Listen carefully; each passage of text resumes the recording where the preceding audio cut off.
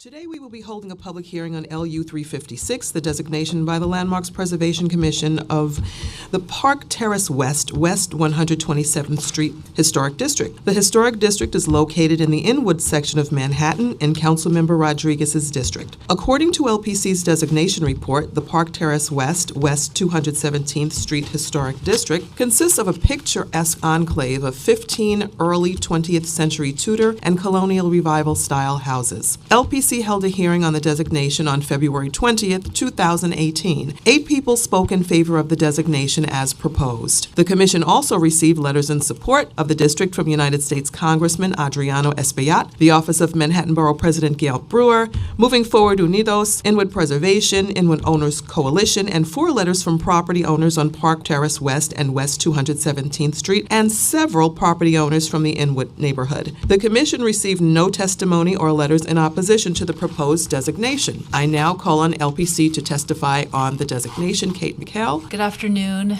Chair Adams and subcommittee members. I'm Kate Lemus-McHale, Director of Research at the Landmarks Preservation Commission. Thank you for the opportunity to present the recent designation of the Park Terrace West 217th Street Historic District, which was designated on December 11th, 2018. Located in Inwood, near the northern tip of Manhattan, the district consists of a picturesque enclave of 15 early 20th century houses. Its appealing character and historic significance is created by its uniform scale, architectural styles, and consistency of building materials, combined with an emphasis on landscaped gardens and making provisions for the automobile. This district was identified as part of the Commission's work in Inwood, including surveys of the neighborhood in 2008, and more recently in conjunction with the recent rezoning to identify opportunities for historic preservation. At LPC's public hearing on November 20th, since you just listed that testimony, I won't repeat it all, but we did have a lot of support for this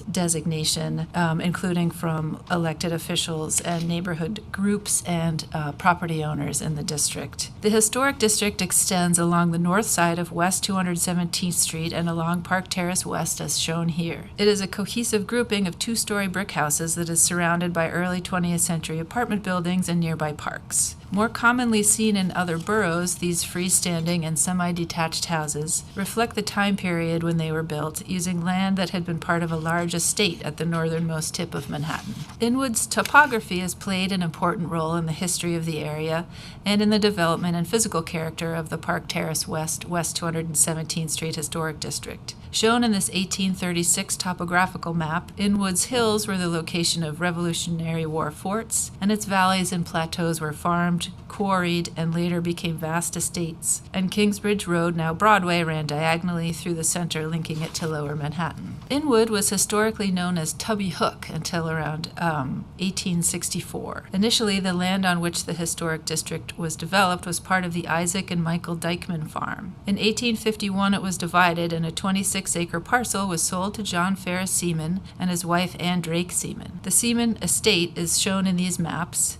On the top, in the red rectangle, is the general area of the district, and on this map it's shown by the red dot. And as you can see in the 1885 Robinson map on the right, the city began to develop around the edges of these estates in the late 19th century, and that really lends to the particular sense of place and the way it stands out from the rest of the neighborhood today. Upon Anne Drake Seaman's death in 1878, the property was left to a nephew.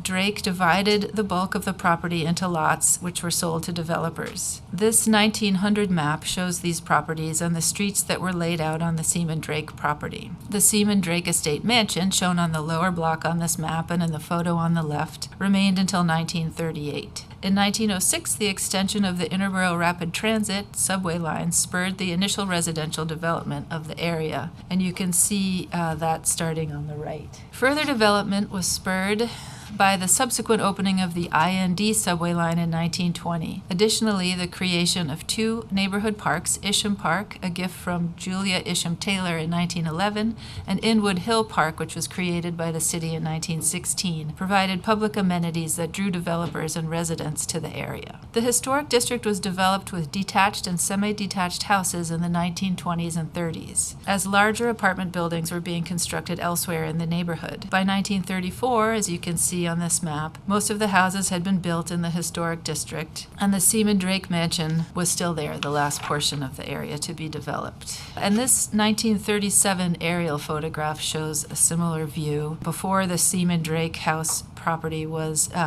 redeveloped, and the orange arrows on this photo indicate the buildings that are included in the historic district. You'll note that the boundary does not include the large apartment building that separates buildings on Park Terrace West, and that was not included because it doesn't share the same architectural qualities, scale, or really development history as these houses. Just some analysis of the houses. As you can see on this map, the historic district contains houses along the block of West 217th Street and the northern section of Park Terrace West, where the two streets intersect. Designed in both the Colonial Revival and the Tudor Revival styles, they were built between 1921 and 1935. And the historic district shows a high-level integrity with really only minor alterations, such as the replacement of windows. In some cases, dormers have been resided, or some of the vertical woodwork that was part of the Tudor stylistic features has been replaced. But in general, they really retain a high level of integrity, and the picturesque streetscapes possess a special character and sense of place, defined by the house's uniform scale, use of similar period styles and materials, and similar setbacks from the street, with gardens that accentuate the topography.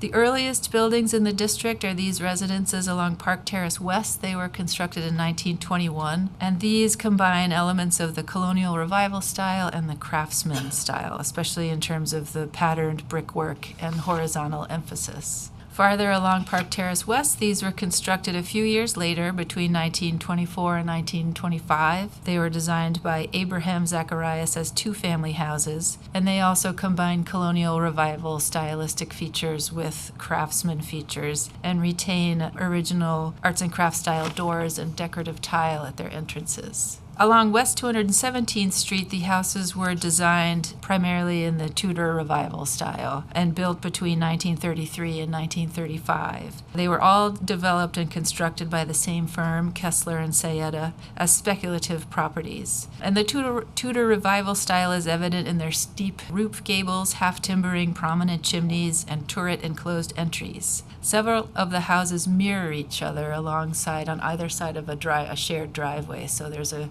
nice consistency along the street. Influenced by the early 20th century modern car culture, all of these houses were built with garages, either in the basement or as separate buildings in the rear of the lot. The houses are set back from the street with gardens, retaining walls, and pathways that are influenced by the topography. Unusual for Manhattan, this small historic district reflects the popularity of many suburban qualities along with convenient access to Manhattan. And this part of Inwood was advertised at the time this district was developed as country living in the city. The Park Terrace West 217th Street Historic District is a picturesque enclave of residential architecture that illustrates the popularity of revivalist styles used for residential developments in the 1920s and 30s. It retains a high level of integrity and a strong sense of place, and LPC hopes the council will uphold this designation, which has broad support from its stakeholders, and I'm happy to answer any questions you may have. Thank you. Thank you, Kate. I just have to say that had you not presented this as a part of Manhattan, this would be Queens. So I just wanted to shout out my borough. Yep. With the Tudor style. Really, really beautiful, by the way. Are there questions from my colleagues today? Questions? Okay. I see that we do have one member of the public that wishes to testify on this item. Mr. David Thum, will you please step up and please state your name for the record? David Thom, Thom. Okay. Thank you very much. You may proceed. So I am appearing today on behalf of the Park Terrace North Block Association, which represents the West 217th Street block. That's one of the old names for it. More specifically, I am representing the property owners at 527, 531, 533, 535, 537, 539, 545 West 217th Street, 81, 89, 95, and 96 Park Terrace West, all of whom I've been coordinating with throughout the landmarks process. And we're just here to say that we support the designation as property owners of some of the affected properties. And we feel that it is indeed a very unique collection of properties as representative of a very specific moment in time in Manhattan's development. There are many additional great architectural resources in Inwood, and we certainly have heard and also support the idea of additional historic districts in the future, but certainly this is a good start, and we do ask that you consider approving the designation as proposed. If there's any questions, I'm happy to answer them today. Thank you very much for being here. We certainly appreciate your testimony. Are there questions from my colleagues? Okay, thank you very much. You may step down. Thank you. Thank you. The public hearing on LU 356 is now closed, and this item will be laid over. That concludes our public hearings for today. I'd like to thank members of the public, my colleagues, council, and land use staff for attending today's hearing. This meeting is hereby adjourned. Good afternoon. Welcome to the Committee on Land Use. I am Councilmember Rafael Salamanca, Chair of this committee. Today we will be voting on projects referred out of our zoning and planning subcommittees. From our zoning subcommittee, we'll be voting to approve LUs 331 and 332, the Douglaston Parkway rezoning for property in Councilmember Vallone's district in Queens. The applicant seeks to rezone the west side Douglaston Parkway from Northern Boulevard extending to the north approximately 700 feet. The zoning map amendment would rezone an existing R1-2 district to a R6A/C1-2 district. There is a related zoning text amendment to establish a mandatory inclusionary housing utilizing MIH Option 1 or Option 2. These actions will facilitate the development of an 8-story building and one 5-story building, resulting in approximately 83 dwelling units, of which approximately 34 are required to be permanently affordable, and which will be affordable independent residence for seniors. While the surrounding areas to the northeast and south is characterized by single-family detached homes, there are larger 6 to 7-story apartment buildings clustered around the intersection of Northern Boulevard and Douglaston Parkway. The proposed R6A district would more closely match these existing multifamily residential buildings and bring 3 existing buildings into conformance and greater compliance. The proposed R6A/C1-2 district proposed for Lot 39 would permit locally oriented commercial uses up to FAR of 2.0. The proposed C1-2 zoning overlay is the same commercial overlay district map directly across the street from the project area along Douglaston Parkway. The proposed development, in addition to being in context, would help address the need for more housing in Queens and in the city overall, including permanently affordable mandatory inclusionary housing, which will be provided as affordable independent residence for seniors with incomes at or below 80% of the AMI. We will be voting to modify LUs 335, 336, and 337, the 570 Fulton Street rezoning for property in Majority Leader Cumbo's district in the Bronx. The property in Majority Leader Cumbo's district in Brooklyn. The zoning map change would rezone C6-4 district to a C6-9 district. The related zoning text amendment would establish a maximum FAR of 18 for commercial or community facility uses, apply certain bulk regulations of the special downtown Brooklyn district to C6-9 districts, and create a new special permit to waive some of those regulations for irregularities shaped sites. The requested special permit will modify certain bulk, yard, and lot coverage requirements. Together, these actions will facilitate the development of a 40-story mixed-use tower with 14 stories of office space. Because this is a small and irregular site, the proposed building, even at a FAR of 18, will not be out of scale as compared to its surroundings. Our modification will be to make the special permit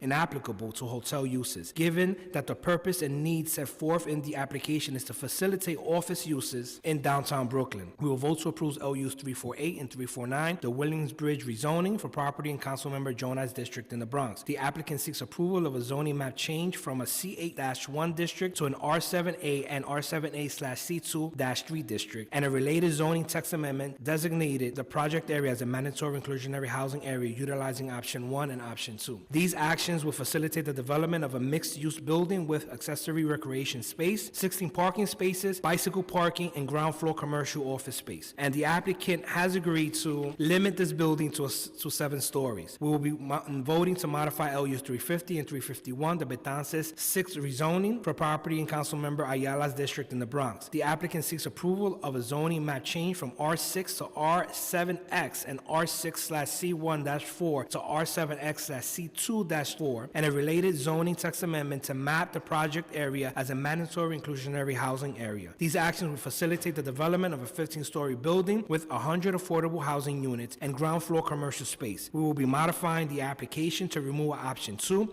leaving MIH option 1 in place with this modification. From our planning subcommittee, we'll be voting to approve LU 330, 67-69 St. Nicholas Avenue in Councilmember Perkins' district in Manhattan. HPD is seeking a new 40-year Article 11 tax exemption and the termination of the prior exemption for the site. The building, a 27-unit low-income co-op, which is occupied, was carved out of the most recent round of the third-party transfer program. The 40-year tax exemption will be retroactive for 10 years and forwarded for 30 years. The current HDFC will retain ownership for this building. We will also vote to approve pre-considered LUs 343, 344, and 345, the East Village Homes Phase 1 and Phase 2, and East Village Homes NCP. The property is in Councilmember Rivera's district in Manhattan. These applications will facilitate the new construction of 2 mixed-use, mixed-income residential rental buildings, which will be 100% affordable. The 54 apartments will be built on 2 non-contingent vacant city-owned lots. HPD is seeking Article 11 tax exemption for the 2 sites and an amendment to a previously approved UDAP project. Lastly, we will vote to approve pre-considered LU 342 and the 32-34 Putnam Avenue cluster, which consists of a group of buildings in the districts of Councilmember Cumbos and Carnegie's in Brooklyn. HPD is seeking, pursuant to Article 16 of the General Municipal Law and Article 11 of the Private Housing Finance Law, approval of an Urban Development Action Area project and a real property tax exemption. The project includes 6 partially occupied city-owned buildings, which will be restored. The housing will be 100% affordable,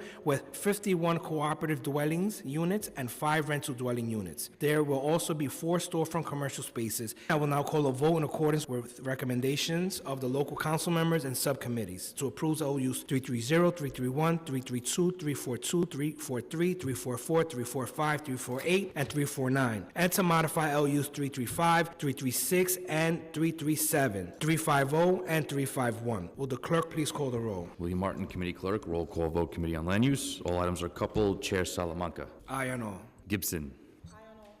Barron. Permission to explain my vote? Councilmember Barron to explain her vote. Thank you. I'm voting aye on all with the exception of LU 335, 337, 343, and 345. Regarding 335 to 337, we're adding another 40-story tower about half a block away from where BAM is located. And it says, I heard comment that it blends with the surrounding developments, the surrounding area. That's because we're bringing in 2 other 40-plus towers 1 block up from that. I think that's really overdevelopment, and it's not at rates that will be able to be available to those who are below 100% of the AMI. And regarding the East Village phases, half of the apartments there, nearly, I think it's 40%, are at market rate. And I think we're gentrifying the country, the city rather, with giving funds to people who are not bringing in house. I think at the State of the City address, it was said that 60% of New York City is below the 100% AMI. So why are we approving projects that are not matching the majority of the city? Thank you. Kalos. Aye on all. Koo. Aye. Levin. Aye on all. Miller. Aye.